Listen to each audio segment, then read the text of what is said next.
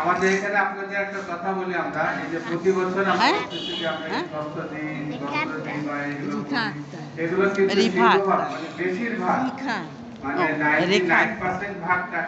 শিবটি সুধী মণ্ডলী দেখতেই পাচ্ছি এই যে বাচ্চাটা কি অবস্থা আমরা দেখতে পাচ্ছি। এই জন্য আমরা বলেছি সুবিধা বঞ্চিত মানুষ, বিশেষ চাহিদা মানুষ।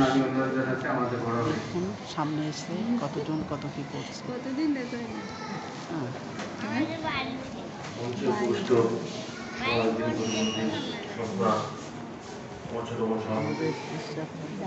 নিজে বসো, মারে নিয়ে বসো। রেখা রেখা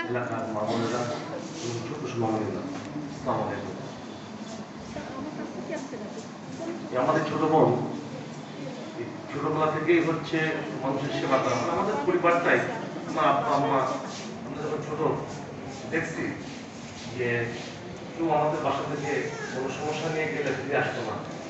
তো আমার আব্বা আম্মার আদর্শ নিয়ে আমার ছোট বোনটা দেখা যাচ্ছে যে ও চেষ্টা করতেছে যে পাশে দাঁড়ানো, আর আমরা বিভিন্ন মানে কর্মব্যস্ত থাকি, তারপরে চেষ্টা করি মানুষের পাশে দাঁড়ানো।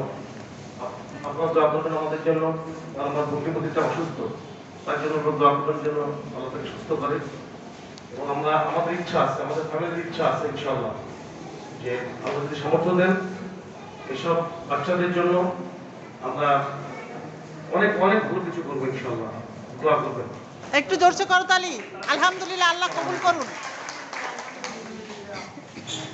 ধন্যবাদ আমাদের বড় ভাইকে।